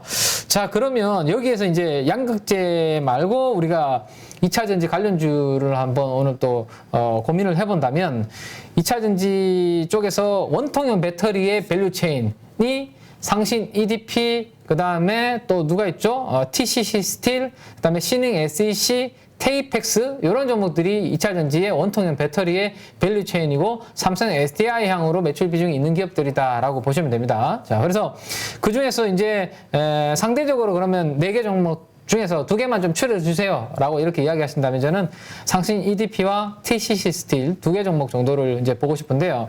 자, 일단 상신 EDP가 오늘의 이제 장중에 고점 가격을 본다면 16,400원 정도의 저항이 있다라고 말씀을 드릴 수 있을 것 같습니다. 16,400원 정도. 여기가 오늘 상신 EDP의 고비가 요 가격 정도가 될 것 같은데 디마크의 고점 가격으로 이렇게 나오는데 공교롭게도 그 위치가 최근에 주가 올라가면서 다 계속 윗골이 달았던 위치가 딱 오늘 디마크의 고가가 위치해 있는 구간이네요. 그래서 이 16,400원이 단기적으로는 아마 고비가 되지 않을까 싶고 여기를 넘어서면 좀 긍정적인 흐름, 추세적으로 이어지는 흐름을 기대하시면 될 것 같고 여기를 못 넘어서면 단기적으로는 15,000원과 16,000원 정도, 16,400원 여기에서 박스권 흐름 정도 생각하시면서 2분기 숫자 잘 나오고 실적 좀 서프라이즈하게 나오는 실적이 나오면 아마 저기를 돌파하는 그런 그림도 나올 수 있고 뭐 그런 부분 참고를 하시면 될 것 같아요. 2차 전지 원통형 배터리 쪽에서는 일단은 상신 EDP 정도 한번 보시면 되고 또 하나는 니켈 도금 강판 쪽에 수출 데이터가 4월달, 5월달 계속 괜찮게 나온 TCC 스틸 이 종목이 이제 다른 종목들 대비해서 안 빠진 종목이죠. 워낙 실적 기대치가 있어서 아마 TCC 스틸은 원통형 배터리 관련 주 중에서는 주가가 안 빠진 종목인 것 같아요. 네, 그래서 이 종목은 오늘 가격의 저항이 장중의 저항 가격은 12,050원 정도의 저항이 있습니다. 그래서 오늘 힘이 없다면 12,050원 정도에서 저항에 걸려서 넘어서지 못할 것이고 어제 진단키트 관련주들처럼 고점에서 넘어서지 못할 것이고 오늘 에너지가 만약에 좀 강하게 붙는다면 여기를 뭐 돌파해 줄 수도 있을 건데 여기 돌파해 주면 아주 긍정적인 흐름 한번 기대해 보시죠. 더 되지 않을까라는 생각입니다. 자, 여기까지가 뭐 에코프로 BM부터 해서 조금 디테일하게 2차 전지 관련주들 전략을 좀 말씀을 드렸고요. 자, 지금부터 이제 또 한 가지 업데이트 해드릴 내용들은 이제 우리 정부의 이제 코로나 확산과 관련된 이제 정책, 방역 정책 자체가 좀 과거 대비해서는 좀 바뀌는 그러한 부분 관련해서 혹시 수혜주를 한번 또 찾아본다면 이런 게 될 수 있을 것 같거든요. 어제 이제 우리 윤석열 대통령께서 직접 코로나 백신 4차 접종하는 이제 모습을 언론에 다 공개를 했습니다. 왜냐하면 4차 접종은 안 맞으려고 하시는, 혹시 대표님 3차까지는 맞으셨어요? 네, 3차까지 네, 맞았죠. 4차 안 맞으셨죠, 아직? 네. 50대 이상 되시는 분들은 4차 접종을 이제 좀 맞았으면 좋겠다라고 정부가 이제 강하게 좀 이야기를 하고 있는데, 뭐 약간 꺼려되는 부분들도 있어서 인식도 있고 해서 4차 비중이 상당히 낮은 상황입니다. 그래서 동참을 좀 해주십사 이런 언론에 이야기를 많이 하고 있는데, 분위기가 약간 이렇게 흘러갈 것 같아요. 그러면 항체가 있으면 안 맞고 항체가 없으면 맞는 걸로 그렇게 아마 정부의 약간 스탠스가 좀 바뀌어가지 않을까라는 생각을 해봅니다. 그러면 아마도 이러한 기술을 가지고 있는 기업이 부각이 될 수도 있겠구나. 요거는 아이디어를 한번 이제 그래서 가져본 건데, 20분 안에 항체가 있는지 없는지를 유무를 진단해주는 항체 진단 키트를, 신속 항체 진단 키트를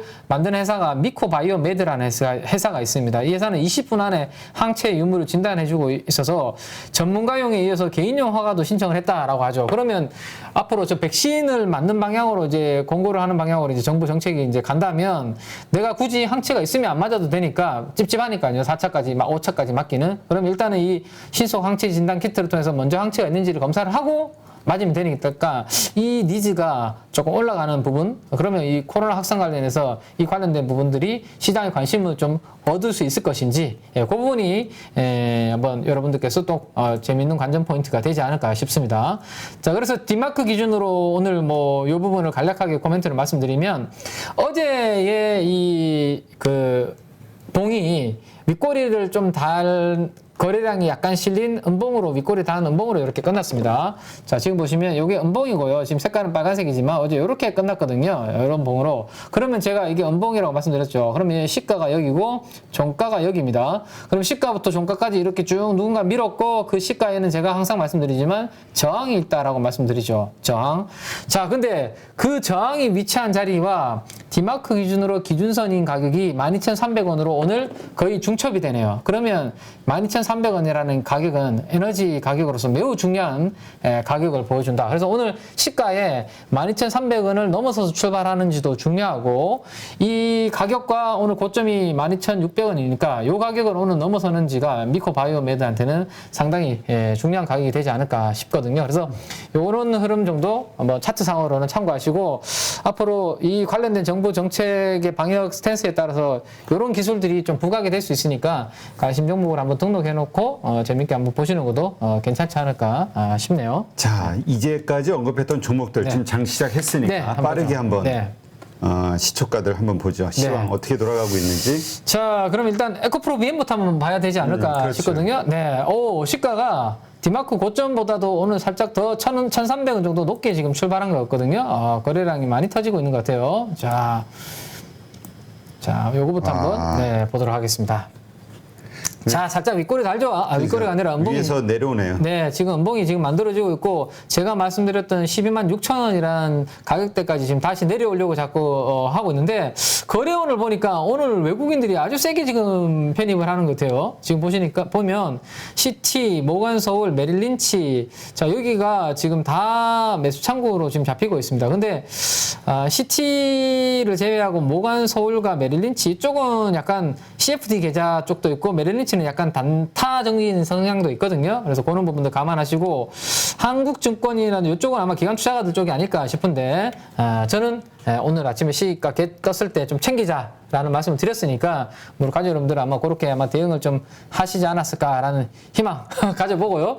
자, 그다음에 얼마나 우리 키매님의 말을 믿을까? 그렇죠. 뭐 그거는 거기에 믿는 자에게 복이 있나니? 근데 믿었을 때 참 잘 될 때도 있고 안 될 때도 있으니까 제가 뭐라고 하기가 좀 그러네요. 네. 자, 그다음에 LNF 그다음 코스모 신소재까지 빨리 한번 2차 전지부터 먼저 한번 보겠습니다. 자, LNF는 아랫꼬리를 좀 빨리 달고 있습니다. 시가 지금 양봉으로 다시 돌려 세우죠. 이제 에코프로 BM에서 차익 실현이 나와서 저는 오히려 LNF와 코스모 신소재 쪽으로 자금이 좀 움직이지 않을까라는 생각이 드는데, 자, 양봉으로 지금 변화가 되고 있습니다. LNF는 많이 올랐네. 네, 시가 갭 출발했다가 잠깐 밀렸다가 아랫꼬리를 LNF는 달고 있고, 자, 코스모 신소재 잠깐만요. 요거를 차트 가서 그냥 한번 볼게요. 자, LNF가 지금 가격이 중요한 게 21만 6,500원과 600원이 오늘 디마크 고점입니다. 지금 보시면 딱 거기에서 오늘 고점이 딱 멈췄거든요. 그래서 오늘 저항이 아마 거기에서 멈추는 게 아닌가 싶어요. 그래서 그 부분 잘 체크를 하셔야 될 것 같고, 그다음에 코스모 신소재. 네. 자, 코스모 신소재는 오늘 기준선 위에서 다행히 출발을 했습니다. 에코프로 BM 효과인 것 같아요. 네네. 실적에 대한 기대감들이 같이 다 맞물리면서. 네, 49,400원인데 일단 오늘 기준선 위에서 일단 출발을 했고, 오늘 장중에 51,700원이라는 이 저항을 넘어설 수 있을지, 그거는 이제 하나의 또 관전 포인트가 될 것 같네요. 그래서 에코프로 BM에서 빠져나온 자금이 이 두 개 쪽으로 아마 조금 단기적으로 이동하지 않을까, 그건 제 생각이니까요. 여러분들께서도 한번 고민을 한번 해보시면 좋을 것 같고, 기준선과 저가까지 오늘 장중에 또 눌림목이 나오면 그때는 또 한번 분할 매수 해볼 수 있는 그런 위치가 되지 않을까 정도 한번 생각을 해봅니다. 자, 그 정도 한번 일단 2차전지 관련주 한번 봤고, 원통형 배터리 쪽 한번 보면 상신 EDP. 네. 자, 어제 나왔던 그 재료가, 자, 오늘 여기도 보시면 그 디마크 고점을 제가 항상 이야기 드리는 이유가 딱 이런 부분들 때문에요. 오늘 상신 EDP에 지금 물론 아직까지 장중에 6시간이나 남았기 때문에 알 수는 없습니다. 근데 고가가 지금 16,450원이잖아요. 그죠? 근데 지금 제가 조금 전에 알려드렸던 디마크 가격 고점이 16,400원이라고 알려드렸습니다. 딱 거기에서 한 호가 정도 차이로 지금 고점 찍고 음봉을 만들고 있거든요. 그래서 이런 저항선에 당일날 붙어버리면 추격 매수하는 것은 좀 자제를 좀 하시는 게 좋습니다. 그래서 그거 한번 참고하시고, 마지막으로 TCC 스틸까지만 보고 다음 테마로 한번 넘어가 보면, 자, TC 스틸은, 요거 종목은 지금, 저항은 넘으려고 지금 노력을 하고 있네요. 12,100원인데, 오늘 저항이 12,050원. 딱 거기에 지금 딱 걸려있는, 그런 모습입니다. 전반적으로 2차전지 관련된 밸류 체인이 시장 대비해서, 지수는 마이너스인데, 대부분 플러스 출발하고 있으니까요. 그렇게 한번 긍정적으로, 보셔도 될 것 같고. 자, 그 다음에, 아까, 미코바이오메드 이야기 드렸는데, 요거까지 한번 보고, 시총 상위 종목들 한번 잠깐 한번 볼게요. 네. 자, 시가가 어디에서 출발했는지 한번 볼까요? 시가가 12,350원에서 출발했습니다. 근데 제가 기준선이 오늘 얼마라고 말씀드렸죠? 12,325원이라고 말씀드렸죠. 그래서 적어도 오늘 12,325원 위에서 출발해야 미코바이오메드는 나쁘지 않은 그림이다. 왜? 어제 음봉의 시가에 저항이 있는 자리도 12,300원이라는 그 가격이었기 때문에 적어도 오늘 그 가격 위에서 출발하는 게 있어서 12,350원 위에서 출발하는 게 중요하다라고 말씀드렸는데 딱 거기에서 출발했네요. 지금 12,350원. 그렇죠? 그래서 오늘 장중에 12,600원을 뚫어줄지는 모르겠지만 어쨌든 앞으로 정부의 방역 정책을 잘 보시면서 이 미코바이오메드는 관심 종목에 등록해 놓으시고 관찰해 보시면 좋지 않을까 생각이 됩니다. 자, 그다음 시가총액 상위 종목들 볼까요? 아니면 혹시 뭐 궁금한 게 삼성전자하고 하이닉스 한번 봐야겠죠. 볼까요? 네. 반도체 흐름이 오늘 어떨지. 네, 한번 오늘은 조금 자, 뭐 그냥 삼성전자, 하이닉스는 큰 움직임은 없네요. 근데 시가보다는 살짝 회복해서 뭐 300원 정도 빠져서 마이너스 0.52%. 네, 삼성전자는 200원 정도 하락한 모습으로 지금 진행이 되고 있고. 하이닉스도 그냥 뭐 약보합입니다. 한 900원 정도 하락해서 마이너스 0.96% 정도 하락한 부분인데 차트 위치가 오늘 그렇게 썩 오늘 장중에 뭐 기대되는 그런 흐름은 아닌 것 같아요. 제가 한번 볼게요. 하나씩. 삼성전자 출발한 위치 한번 볼까요? 오늘 시가가 57,500원에 출발했는데 오늘 삼성전자의 디마크 저가는 57,700원입니다. 그래서 저가보다 더 낮게 출발을 했고 지금 저가를 돌파하려고 용을 쓰고 있는 그런 상황입니다. 장중에 이 세 개의 선을 오늘 돌파를 해야 좋은 그림인데 과연 이 반도체의 업황 에너지가 그 에너지를 만들어낼 수 있을까? 저는 쉽지 않을 것 같은데요. 어쨌든 뭐 그렇게 썩 좋은 강한 에너지의 시가가 출발은 안 했다라는 거 보시면 되고 하이닉스 오늘 출발은 92,800원입니다. 92,800원. 그나마 삼성전자보다는 조금 나은 에너지에서 출발했네요. 네, 92,600원이 오늘 장중에 중요한 에너지 라인인데 거기보다는 위에서 출발해서 SK 하이닉스는 그나마 삼성전자보다는 위에 에너지 라인은 2개밖에 없기 때문에 그나마 나은 에너지 모습으로 출발했다 정도로 시가총액 상위 종목들 보면 될 것 같고요. 업종별 보기 전에 화장품 한번 볼까요? 네, 화장품 한번 볼까요? 지금 코스맥스 사고 싶어가지고 네. 손가락이 근질거린다 진짜요? 라고 하시는 분이 있어가지고 손가락이 근질거리시면 바늘로 허벅지를 좀 찔러 가시면서 사지 말라는 얘기죠. 이 보시면 윗꼬리가 네, 아주 길게 달려버렸네요. 네, 오늘 시가가 갭이 너무 높게 출발했네요, 그죠? 그렇죠. 그러니까 조를 때 싸다 좀 밀고 올라갈 것 같다라고 들어갔다가 그냥 음봉 생겨버리면 또 네, 요럴 때는 또 이제 추격하기가 좀 애매한 게 기술적으로 제가 설명 하나 드리면 앞에 쪽을 한번 여러분들께서 항상 이제 차트는 지금보다 그 앞에 어떤 흐름을 보여줬는지 뭐 철수한다는 뉴스가 들어왔네요. 지금 보니까 코스맥스가 어디서 철수? 오하이오 공장을 철수한다는 발표가 했답니다. 이게 그러니까 전반적으로 뭔가 이제 고정비 부담이 많고 원가에 부담이 줬던 내용들을 이제 구조조정을 해버리니까 고기대감으로 이제 주가가 좀 오르는 것 같아요. 근데 지금 어쨌든 그 내용이 나오기 전에 우리가 내가 이걸 추격할 자리인지 그런 거를 판단하려면 결국 에너지를 봐야 되는데 자, 항상 제가 거래량이 많이 터져 있는 양봉과 음봉이 있는지를 한번 항상 보라고 말씀드리죠. 지금 보시면 이게 코스맥스가 지난 5월 17일 날 아주 거래가 터진 시가 71,100원에 음봉을 하나 만들어 놓은 게 있습니다. 자, 거기에 제가 선을 지금 하나 그어놨잖아요. 네, 건을 넣어놨고 그 뒤에 그 음봉을 돌파했느냐? 그 뒤에도 보시면 또 음봉을 돌파 못하고 여기서 부딪히는 모습입니다. 그러면 이 71,100원이라는 그 위치는 아주 강한 에너지 저항으로 작용을 하고 있는 거거든요. 근데 오늘 시가 갭 출발해서 순식간에 거기로 올라가 버리면 바로 앞에 엄청난 저항이 거기 위치하고 있는데 여기서 내가 과연 따라잡아서 먹을 게 있을까? 그런 고민을 빨리 하셔서 아 그래 좀 이따가 여기를 차라리 완벽하게 돌파해서 위로 올라가거나 아니면 밑으로 다시 가격 조정을 받으면 그때 사야지라고 판단을 빨리 하셔서 대응하시는 게 훨씬 좋은 자리가 아니었나. 그래서 손가락 건질했지만 안 사셨다라는 거죠. 예, 잘 참으신 것 같습니다. 저는 개인적으로. 네. 지금 에코프로 같은 경우도 네. 실적이 잘 나와서 그런가 지금 그쵸. 10% 에코프로도 지주회사인데 어제 시간에 이어서 상한가 갔거든요. 에코프로가 작년 돈을 잘 벌었네요 2분기. 네.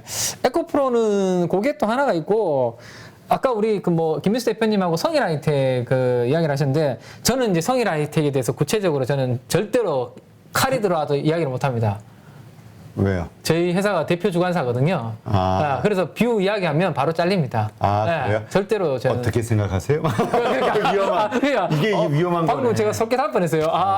저 괜찮게 생각한다고 할 뻔했는데 아, 예. 네, 성일하이텍은 뭐 저는 알지만 네. 또 우리가 또 김 의원님 또 지금 네, 네. 왕갈비 값을 아껴야 되는데 네. 지금 잘리면 큰일 괜히 납니다. 밥값을 걱정하게 되면 안 네, 되니까. 이거는 되게 예민한 부분이거든요. 그렇죠. 예, 네, 저희 금융시장에서는. 네, 그래서 뭐 김민수 대표님 이야기를 그러니까 해주신다고 아마 하니까. 저도 네. 그 생각을 했는데 그 뭐죠 성일 하이텍 네. 이거에 대한 기대감으로 이게 뭐죠 폐배터리 관련 사업을 또 하고 있잖아요. 그렇죠. 에코프로가. 네, 맞아요. 그래서 그 그거에 대한 이야기까지 기대감일 것 같아요. 그런 부분까지 저는 반영이 되고 있다라는 게 제 생각이거든요. 과거에 제가 이제 성일하이텍 뭐 상장 그 스케줄 말씀드릴 때 성일하이텍에 대한 투자 의견을 말씀드린 적이 없고 과거에 그 스케줄 말씀드릴 때 그 관련된 에코프로라든지 이런 기업들이 있고 큰 기업으로는 포스코 홀딩스, 고려아연 그러니까 뭔가 정년 재련하는 기업들을 가지고 있는 회사들이 결국에는 폐배터리를 다 이렇게 분해해야 되는 그런 부분들이 필요하거든요. 그래서 그런 진출들을 다 하고 있기 때문에 지금 당장은 전체 회사에서 그런 부분들이 차지하는 매출이나 그런 부분들이 아주 미미해요. 별로 크진 않지만 결국 2025년 이후로 이 폐배터리 관련된 부분이 유망한 산업으로 성장한다면 아마도 뭐 포스코 홀딩스라든지 고려아연이라든지 이런 큰 기업들 중에서도 제가 봤을 때는 아마 큰 좀 나중에 뭐 움직임이 나타나지 않을까 있습니다. 어제 왕갈비에 얽힌 그 슬픈 사연이 있었던 네. 그 원인 제공을 한 라운테크 어때요? 아, 라운테크. 자, 라운테크 잠깐만 한번 볼까요? 네. 자, 요 기업은 보시면, 거래량 자체가 별로 크게 없는 기업이라서, 지난번에, 상반기에, 원래 상반기에 무상증자라는 것을 이벤트를 했거든요. 주주들한테 무상증자를 해서 유통 주식수를 좀 늘려야 되겠다라는 판단을 회사 측에서 좀 하신 것 같아요. 그래서 했는데, 그리고 난 다음에 이제 워낙 IT 중소형주들 업황이 조금 약간 안 좋아지면서, 센티가 안 좋아지면서 주가가 유상증자 기대감으로 올라가기 전에 주가로 다시 원위치되어 있다라고 보시면 될 것 같습니다. 근데 이 회사가 하는 분야는 로봇 분야입니다, 로봇. 근데 우리가 아는 분야는 이제 서비스용 로봇 쪽, 삼성전자라든지 LG가 진출하려고 하는 그런 부분들, 에브리봇 아시죠? 청소용 로봇. 그렇죠. 예, 그 테마들이 많이 올랐는데 이 회사가 하는 부분들은 서비스용 로봇이 아니라 반도체 공정이 우리가 8대 공정이 있는데 그 중에서도 중요한 핵심 공정이 뭐 증착 공정, 식각 공정, 뭐 산화 공정 이런 공정들이 있는데 그 안에서 공정 내에서 웨이프를 이송시켜주는 그 이송용 로봇을 하고 있거든요. 그래서 네. 산업용 로봇을 하고 있었어요. 그래서 서비스용 로봇과는 테마와는 엮일 수 있는 그런 부분들은 아니에요. 하지만 이 라운테크가 하고 있는 이 로봇 관련된 웨이퍼 이송 기술 자체가 전 세계에 글로벌리 딱 3개의 회사만 가지고 있습니다. 미국에 있는 브룩스, 그 다음에 일본에 있는 울박, 그리고 우리나라에 있는 자랑스러운 라운테크. 그래서 앞으로 저는 이 회사의 챔버 내에서 진공 상태에서 웨이퍼를 이송하는 이게 기술이 매우 어려운데 글로벌리 램 리서치라든지 어플라이드 머티리얼즈 같은 이런 장비 회사들한테 만약에 매출, 수출이 일어난다. 그러면 저는 재평가 기대감이 나타날 것 같거든요. 그래서 지금 당장은 아니지만 앞으로 충분히 그 관련해서 성장할 수 있는 지금은 하이닉스 향으로 하고 있는데 삼성전자에서도 지금 관심을 좀 표명을 하고 있는 것 같아요. 제가 어제 갔다 오니까. 그래서 삼성전자 쪽으로 매출이 나가는지 아니면 글로벌리 메이저 장비 회사들 쪽으로 매출이 수주를 받는지 그 부분에 따라서 앞으로 라운테크는 시가총액 지금 1,500억밖에 안 하기 때문에 충분히 성장할 수 있는 여력은 있다. 그래서 앞으로 제가 꾸준하게 업데이트는 계속 해드리도록 그렇게 하겠습니다. 네, 알겠습니다.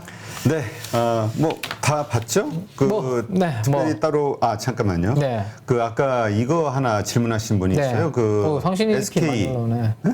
상신 EDP가 많이 올라오네요. 네. 네. 저항 뚫어버리면서 네. 네, SK SK 어떤 이노베이션. SK 이노베이션요.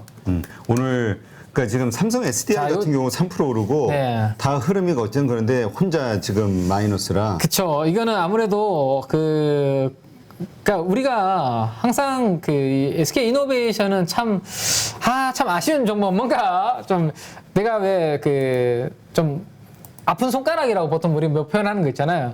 그러니까 2차 전지 쪽으로 보기에도 그렇고 그렇다고 정유주로 보고 완벽하게 또 봐주기에도 2차 전지 센티로 많이 움직이고 그런 부분 때문에 SK 이노베이션이 지금 좀 다른 SDI나 LG 에너지 솔루션 이런 종목들 대비해서 약한데 SK 이노베이션은 거기에다가 지금 정유가 괜찮았는데 이제 유가가 빠지니까 상반기에 괜찮았던 정제 마진이 이제 약간 꺾일 수 있는 그런 부분들 때문에 제가 봤을 때는 SK 이노베이션은 매니저들 입장에서 2차 전지 쪽으로 투자하기에는 후순위로 밀리는 부분이 있고 분할은 그때 대표님이 왜 분할 이야기 하셨잖아요. 그거 걱정하시는 게 있지 않을까. 저 SK온. 근데 제가 이거를 저희 애널 통해서도 확인하고 해보니까 SK그룹에서 명확하게 이야기를 하고 있대요. 2024년, 25년까지는 분할할 생각 없다라고 아예 할 때마다 강조를 하고 있다네요. 24년? 네, 그때까지. 그럼 지금 적어도 2년 정도 남았기 때문에 그게 당장 이슈는 아니다. 물론 설마 배신하진 않겠지만 어쨌든 그것 때문은 아닌데도 불구하고 매니저들이 약간 꺼려하는 것 같다라고 이야기를 하더라고요. 그래서 그치. 약간